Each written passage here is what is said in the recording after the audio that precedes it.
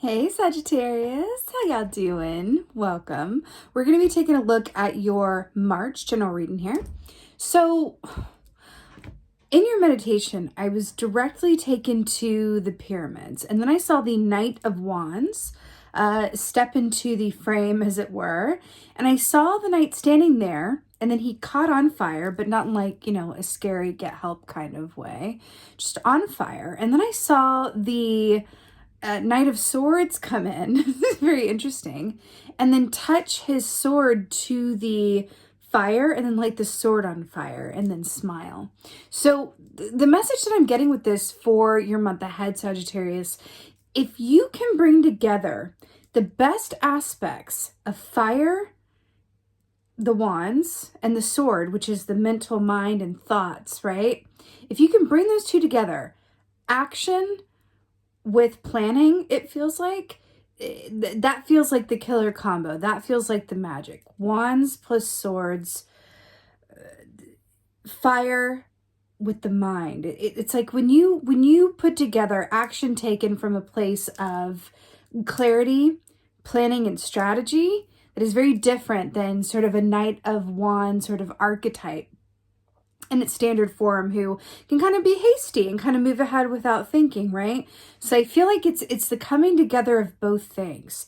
It's the fire and it's the sword. It's both together, a lit sword. That's what's going on for March. It feels really good though. Feels powerful, but it feels like taking the time to, get the details down, get clarity. And, another way of looking at it could be divinely inspired action. Because when you take action that's divinely inspired, right, then it's very purposeful. You end up, hitting your mark every time when you do that, right? As opposed to acting from a place of ego.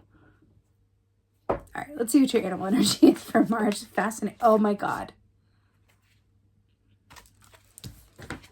Yes, fire and flame. Okay, no, let me just talk about why this is so good.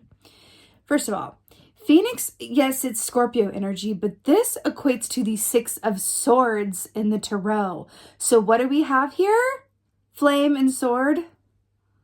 I love this so much. This is so good, you guys, especially you guys being a fire sign as well. So Sagittarius, the symbol of Sagittarius is the bow and the arrow, which is like the arrow is like another form of a sword that flies through the air to make it hit its mark. Whoa, okay. Took me a minute to walk down that trail, but we got there. So the Phoenix with the Six of Swords is such a beautiful energy because the Six of Swords is my favorite of the entire suit. It speaks of inner peace. It speaks of a transition, a journey into calmer waters, into a sort of beautiful mental clarity. It's that beautiful image of water that's undisturbed and perfect. That's Six of Swords, and I really, really love that. The fact that this Phoenix is coming up in this context, because Phoenix medicine is so much about rising from the ashes and rebirth and renewal. I'm telling you, it's sword and it's flame. It's both of those things together. Feel like that's where the power is. This feels really, really good. A lot of opportunity inherent in this as well, but I feel like we could also take this literally, because we're going into March, month of the spring equinox here in the Northern Hemisphere. And then we have the Phoenix here, which is rising up and getting that fire lit. So it's interesting as we move from Pisces to Aries season within this month, that there's kind of like that natural transition. Six of Swords is also about crossing a body of water. So there's something about the elements that are largely at play here as well. But when the Phoenix comes up, which is a sign of spirit, you're at a very blessed point in time, as it were, and it feels really, really good. Whew, see what's going on for March. God, I love that Phoenix. It's not one that comes up too often, so it's really exciting when it does. Okay, so we have the Ten of Swords here. I'm telling you, it's swords and it's fire. That's what this feels like. So Ten of Swords. So this is really interesting because in this context, this speaks of complete and full endings, but also being willing to release something in order to attain something new. which is interesting because the phoenix can only rise from the ashes of its previous self. Are we rising from the ashes of our previous self, Sagittarius? That's what I feel like it is.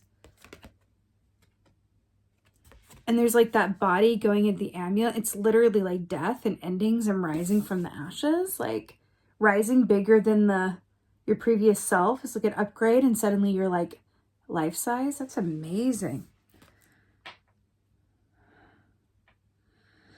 And there's that feather on like the hat there. I'm like here for it. It's amazing. It's amazing. Look at the parallel. Look at like the fiery, they look like fiery swords, and then it's like the phoenix fire. It's amazing. Wow, Sagittarius. I'm here for it. Okay, what else is going on?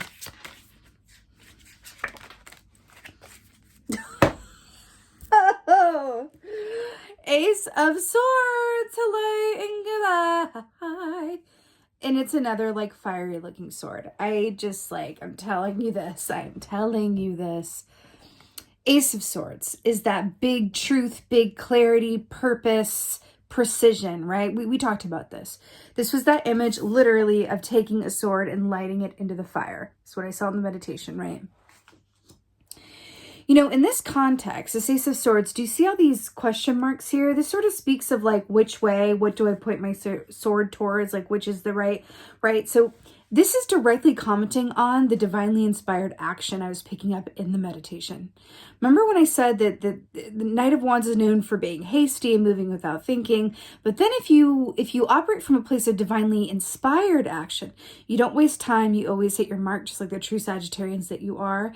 And I feel like this little stage manager back here is kind of like divine, your higher self, the universe going, hey, the answers lie in the stillness. If you just take all that fire and let it burn in a stationary way for like just a little bit of time, we're going to alert you as to, you know, what to take action around and when, so that you're a master of your own timing and experience, a lot like the King of Wands really in that way. But with the full force and speed of the Knight of Wands, right? Because the King of Wands is a master of timing, but he is sitting down. He is stationary, right? He's ascended to the point where other people run around. He gets to sit down and other people run around. The knights run around, right? So that's interesting here as well. Divinely inspired action. I feel like what this is commenting on. But it's interesting because this is the beginning of the suit and this is the end of the suit and this is the beginning. So we have endings that make way for new beginnings, quite literally. What else is going on, Sagittarius? Oh, wow. Cool. Good. So it's a nice grounding aspect. So we have the Seven of Pentacles here. So what's really brilliant about this is that the Seven of Pentacles is about timing. And we're talking about timing. But Seven of Pentacles is about trusting that the seeds that you've sown will bear fruit, but also knowing that in order for the wheel to turn for you, the Wheel of Fortune, in order for you to manifest, in order for you to see returns on your efforts, action is needed. So this is sort of my key for if you stay ready, you ain't got to get ready. And RuPaul, if you stay ready, you ain't got to get ready. And I feel like that's the energy behind this for you guys. Because there's also this aspect of like the moon and, you know, working after hours. And I do feel like there is this a certain energy of, I feel like you're going to be imbued with a newfound sense of purpose or passion or energy towards something. And you are being applauded around that, but you're also being encouraged to sort of temper your action with foresight, thought, and deliberation. Feels good. Feels really good. All right. Let's get a clarifier for the Ten of Swords here. Don't beat that. Clarifier for the Ten of Swords.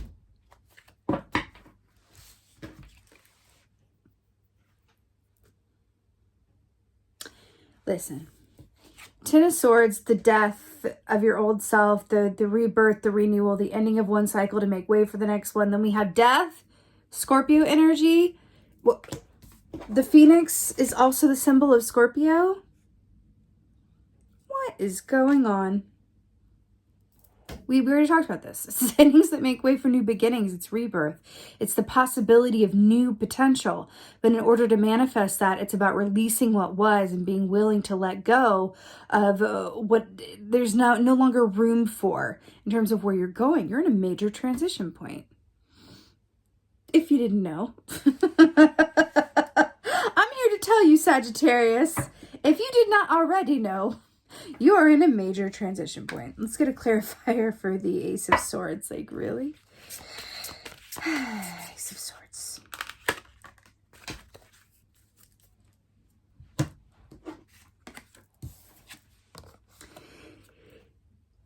Did you just get the Ace of Wands to clarify the Ace of Swords? Did you just get an ace and an ace of fire and sword? What is going on with this reading? But I'm here for it in every way. You know, the Ace of Wands is very much about action, creation, divine inspiration. This is exactly what we were saying already, but what's really interesting too is the parallel of this happening at nighttime. You know, fireflies equate to like an Eight of Wands energy, but the trick with firefly energy when it pops up is that it's also a call to energy management, because they shine brightly, but they can burn out just as quickly. So we have this question mark here. We're talking about, you know, where do I point my sword? I realize what this is I realize what I want. I realize where I want to go. I realize I have this idea. I realize my full potential or my capabilities or what might be in my best interest. But the thing is, like, how do I act on it and when? And then allowing yourself to sit back and allow divine inspiration to move you forward, right? Let the universe respond to what you have clarity around in terms of coming from your old sense of self into a rebirth of new alignment, new goals, new direction, new perspective. And allow things, Seven of Pentacles, to align for you a little bit before being a Knight of Wands and taking action. Allow that sword to meet up with that flame. What did I say at the beginning of this? That the whole key and the magic for you this month is matching up the swords and the fire. Thought, precision, deliberation with action, passion, and movement.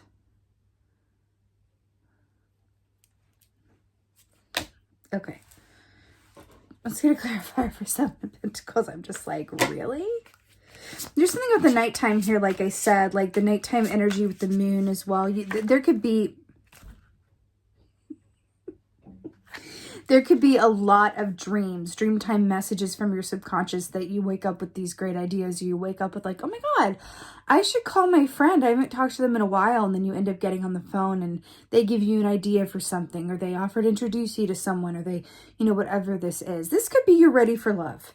And this is lining up for you in this way and you're ready. This could be you're ready for a new career, or to do something different with your current work, or to move, or whatever this is, right? But it's really beautiful. It feels very exciting. Queen of Wands with the Seven of Pentacles. What do we say about allowing the universe to line things up for you? Right? Allowing the universe to respond to your point of clarity. Right? I feel like the whole message around this too is that you're working in tandem with the universe. You are co-creating. Now, the Queen of Wands here is really brilliant because she is the queen of allowing her highest and best good to come to her. She is an absolute magnet for it. Why? Because she doesn't have anything blocking those manifestations from coming through, right? Which means she's seated in her confidence. She's highly confident, the Queen of Wands. She's directly connected to what makes her happy, and she's the absolute queen of self-care game. She's really, really great at that. So it's interesting that we have all of this, and then we end with allowing yourself to sit back and just allow the manifestation to come through and the divine timing to line up for you. Sometimes it's not always about, you know, I've got the clarity, I want to move forward, and now it's time. Sometimes it's getting a bit of a preview before it happens. You get the clarity, you're inspired to move forward, an opportunity or two comes to mind or comes through, and then we have to kind of practice a bit of patience right before we really get off to the races, which can oftentimes be the most important part. And sometimes we don't recognize that time as the gift that it is, to enjoy the moment before you get what you desire. That's ultimately what this feels like. Enjoy the moment, enjoy the time before you get what it is that you desire. I feel like it might be more than one thing. But look. Endings that make way for new beginnings. Inspired thought meets up with, inspired thought meets up with inspired action. Let's go with that. I like that. Which leads to a manifestation moving forward for you, but you as a co-creator are being asked. Sometimes it's just as important to be still as it is to take action. You're being asked to allow your highest and best good to come through for you and to enjoy this time before you get the returns on you know, what you are starting to get moving here during the month, which is really beautiful. This also lines up really, really well with the fact that we're going into, you know, from Pisces to Aries season, we're going into the spring equinox. So it also feels like there's a special note around you being aligned with the time of year it is. We are in the Northern Hemisphere. So if you're in the Southern Hemisphere, it'll be a bit different, but, you know, apply it as it's relevant. But it really feels like you're in a beautiful place of alignment. And again, I got to say, it's the sword and the flame. It's sword and fire. That's what this feels like. Deliberation plus action. It's really feels very powerful. Let's get an oracle. It really does. It feels something else entirely. Let's get an oracle.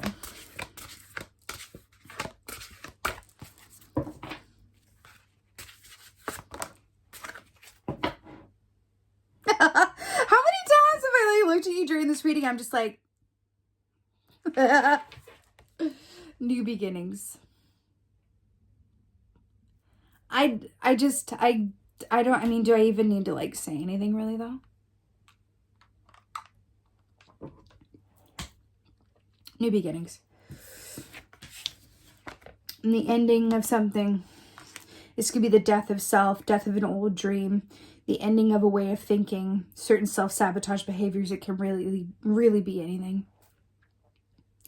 Which leads to divinely inspired action and inspiration. Enjoying the time before you get what you want and knowing that it's imminent. You know what's coming through? You know that time where, let's say you've been looking for a job for a long time, a job that you really love to do, that pays you, you know, the right amount, that it's a perfect location, it's all of these things lining up. And then you finally get the job, but then your boss comes through and says like, you know what, we're really excited to bring you on board, but the thing is, like, the person who was in the job before still has like another month before, you know, they're going to leave. So here's what we're going to do. We're going to bring you on in a month's time, but it's going to be paid because, you know, we want to, you know, incentivize you to be excited to come on board. So you're going to have a month of paid pre-leave before you start this job. And it's just like, are you freaking kidding? It's just like, could this get any better? That's kind of like a similar energy that I'm picking up on in terms of like, there's going to be a lot to be excited about, but I keep on hearing it. There's something about the key to this as well is enjoying this time before you get what you want. Because when you get what you want, that requires the true ending of life as you knew it. Because even wish fulfillment requires change. And change is hard. I don't care if it's the happiest change in the world. Change in itself is not necessarily natural to us as humans who have desires and egos and like our routine. You know what I mean? But new beginnings. Ever have a little flying baby up here? You're really headed for a new chapter and a whole new ball game, and it's really, really beautiful. I really like that it started with the beginning, that it began with the endings, with the Ten of Swords and the Death. Like, these are the two that represent endings in the tarot, and you get them right off the start to double aces. This is absolutely amazing, Sagittarius. New beginnings indeed. Sword and flame. That is the key. With that being said, you better work it out for March. I'm really excited for you. A quick announcement, just a reminder that I also have a new Facebook group. It's semi-new at this point. It's been around for a little bit now, but it is a place for metaphysically minded people, spiritual people, psychic people, psychic curious people to come together in a safe, inclusive space and ask questions and connect. It's a really cool way for me to connect with you guys personally as well, and I would love to see you guys over there. The link to that is in the description box below. With that being said, please don't forget to like, share, and subscribe. Please leave me comments. Let me know what's going on in your world, what you think about what's going on. And just thank you. As always, thank you so much for being here. And as always, and most of all, thank you for being you, and be well. Until next time.